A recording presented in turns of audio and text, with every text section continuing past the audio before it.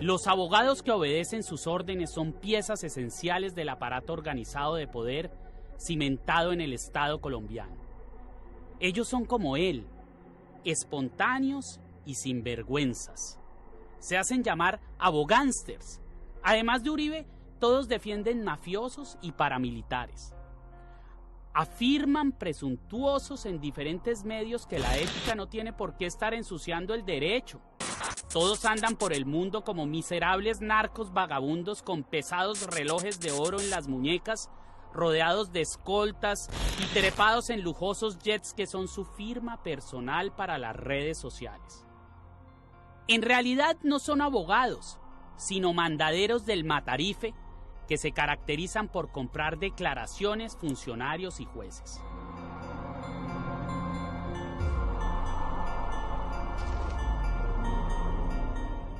Uno de ellos actualmente es investigado por lavado de activos en los Estados Unidos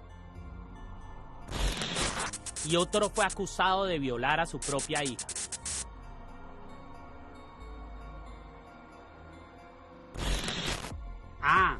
Y está Diego Cadena. Cadena, de entre toda la jauría, es quien está doctorado en el arte de corromper testigos. Los tuerce en Colombia y Estados Unidos, país en el que ha vivido. Allá tiene empresas, propiedades y mantiene intensas relaciones profesionales y de amistad con varios agentes de la DEA y funcionarios del Departamento de Estado. No por nada Cadena ha sido el condimento secreto de Álvaro Uribe en Norteamérica. No solo para conseguir las declaraciones falsas de varios narcoparamilitares extraditados, sino también para lograr que el gobierno norteamericano no colabore con la Corte Suprema y con la justicia colombiana al negarle la comparecencia virtual a varios declarantes presos requeridos por las autoridades colombianas. La injerencia del gobierno republicano de Donald Trump en los procesos de Álvaro Uribe fue abierta y descarada. Los más de 200 expedientes en contra de Álvaro Uribe en Colombia por masacres, homicidios, fraudes procesales y concierto para delinquir, entre otros graves delitos, están plagados de falsos testigos. El proceso que cursaba en la Corte específicamente por el hecho de haber constituido una dependencia de su empresa criminal es solo la punta de un inmenso iceberg que se empieza a descongelar. Duele como colombiano que muchos de los que han lacerado al país con barbarie se defiendan en libertad o inclusive tengan garantizado jamás ir a prisión.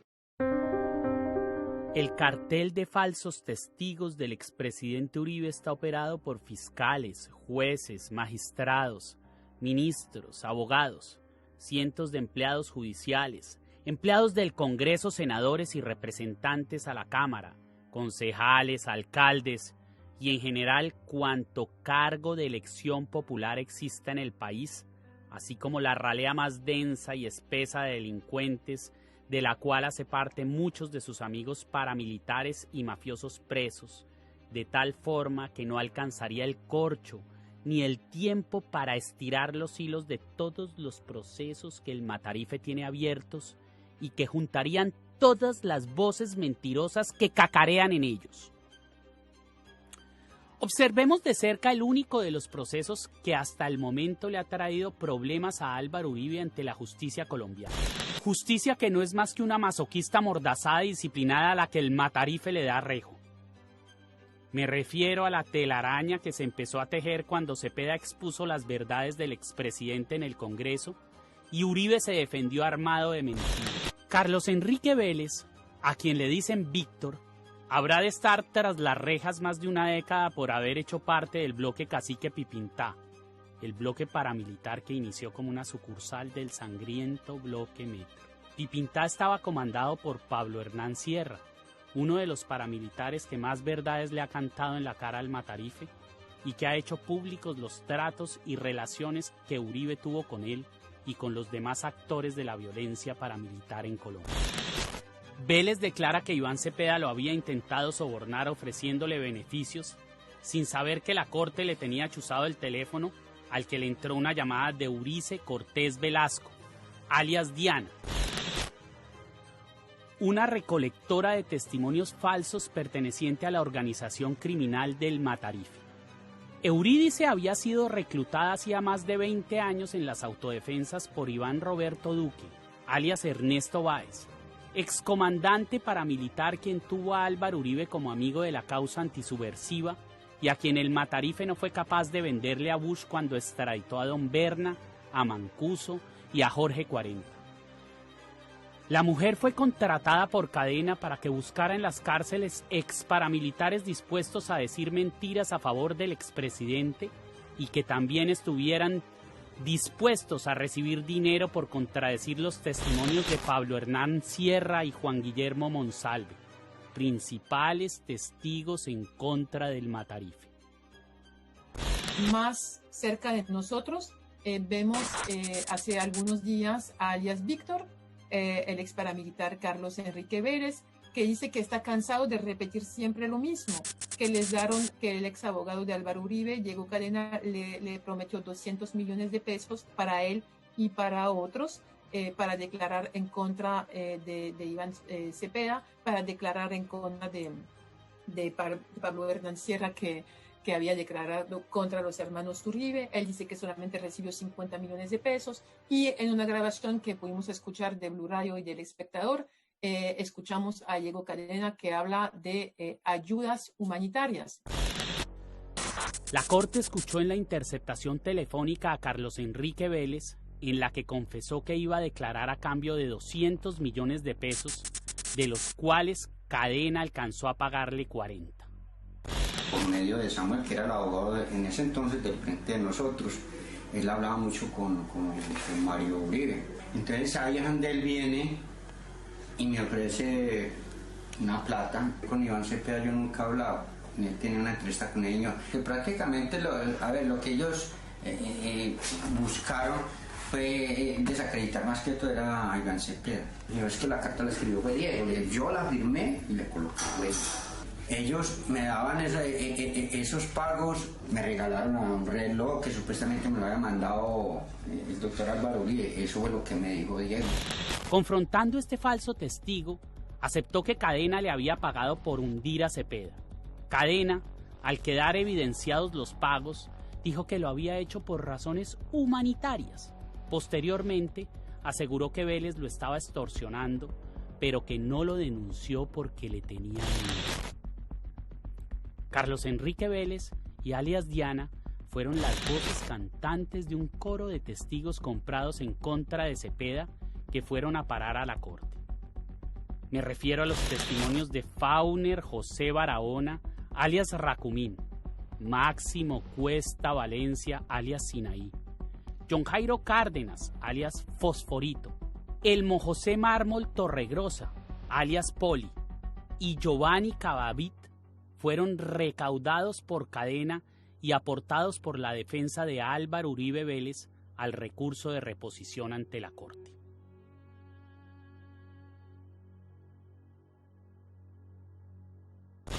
En la recolección de varias de estas declaraciones falaces participó un antiguo asistente del Matarife, Fabián Arturo Rojas Puerta, quien bajo juramento declaró que se reunió con Cadena, el director de la cárcel de Cómbita y su asistente Ángela López para cuadrar el ilícito del que terminaron saliendo algunas de las cartas allegadas a la Corte, que, según él, fueron escritas por Cadena y López y firmadas por los reclusos.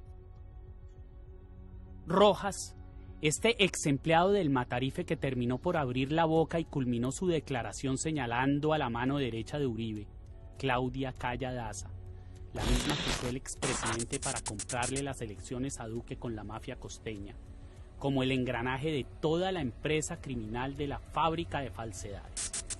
Precisamente ella, la Calla, se reúne con Cadena, recibe las cartas y se las entrega argolladas el día de la declaración al expresidente. En el expediente de Álvaro Uribe reposa la declaración del buen muerto Carlos Areiza en contra de Cepeda. En una de esas cartas maquilladas, Areiza decía que Iván Cepeda le había ofrecido plata por declarar en contra de políticos del Centro Democrático. Posteriormente, Areiza aclara de viva voz y bajo juramento que nunca escribió esa carta. ¿Usted escribió esa carta voluntariamente? No, yo firmé 2 hojas en blanco a la persona que me visitó, y esas 2 hojas eran una prueba de confianza para no terminar yo muerto después. Que fue amenazado para que firmara 2 hojas en blanco por el abogado neonazi Jaime Arturo Restrepo, quien en redes se autodenomina El Patriota, adorador del Matarife, militante activo del Centro Democrático y uno de los promotores de la violencia paramilitar en Colombia, a quien, de acuerdo con una sentencia del Tribunal de Justicia y Paz de Medellín, las autodefensas bautizaron con el alias de Samuel, y quien está implicado como autor intelectual de homicidios y torturas.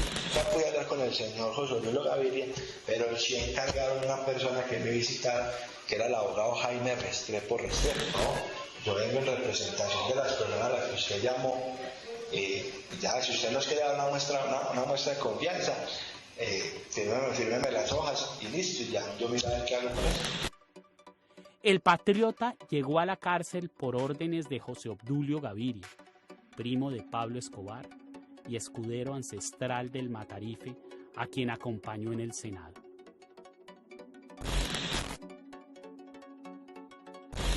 Cadena aportó testigos para varios casos más en los que está implicado Álvaro Uribe, como el ex paramilitar Gordolindo, en el proceso que cursa en contra de su hermano Santiago por la conformación del grupo paramilitar Los 12 Apóstoles, en el que el nombre de los 12 hermanos sale a relucir.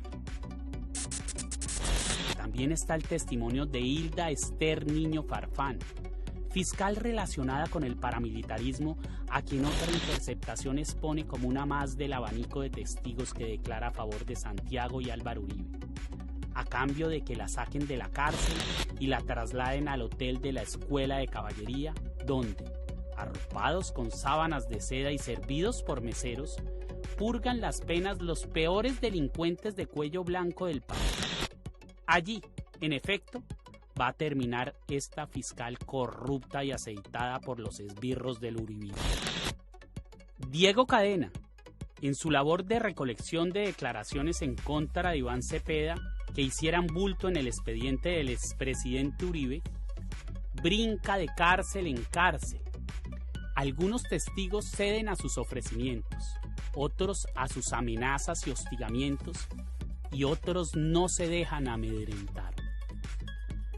Se niegan a contradecir sus propias declaraciones en las que han implicado al Matarife. Entre ellos está Monsalve, Juan Guillermo, el hijo de Óscar, el cuidandero de Guacharacas. El mismo hombre al que fue a visitar Cadena a la cárcel en compañía de Jaime Lombana, el abogado de Álvaro Uribe investigado por lavado de activos en los Estados Unidos. Monsalve había acusado a Álvaro Uribe Vélez de ser el creador y patrocinador del Bloque Metro. El abogado pretendía sobornar al recluso para que cambiara el testimonio que ya había rendido ante la corte. Es decir, Monsalve era otro de aquellos testigos al que el abogánster pretendía comprarle sus mentiras. La única diferencia es que Monsalve llevaba en la muñeca un reloj. Un reloj que no dejaba de mirar a Cadena cuando le hablaba. Yo digo eso, pero lo que yo digo es preciso de disputas. Si no, yo vengo mañana, porque mañana a la primera hora se mete recurso.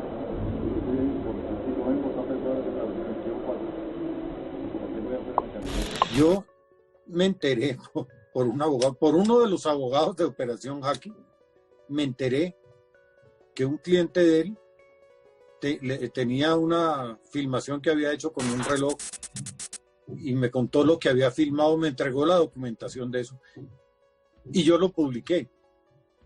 Y publiqué incluso después los intentos de la persecución y los intentos de asesinar a la esposa de Monsalve.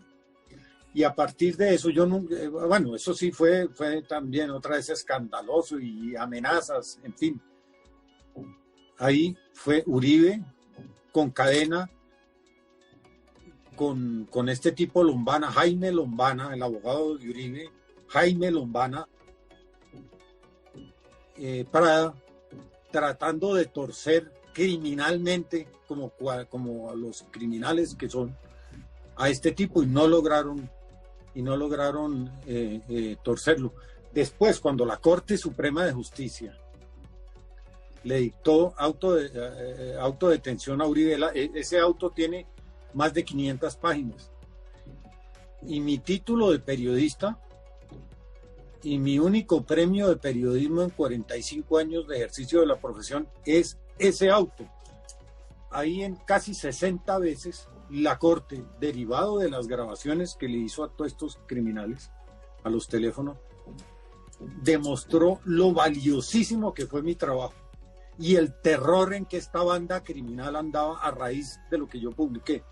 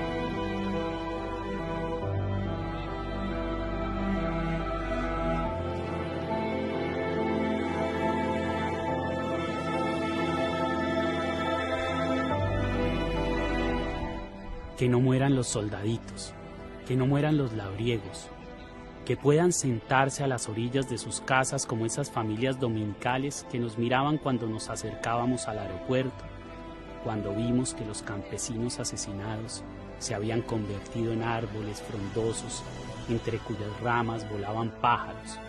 Se oía subir el calor eterno de la tierra y para defenderse de la noche sonaba una canción de amor entre el verdor valiente y alegre de las bananeras. Manuel Cepeda.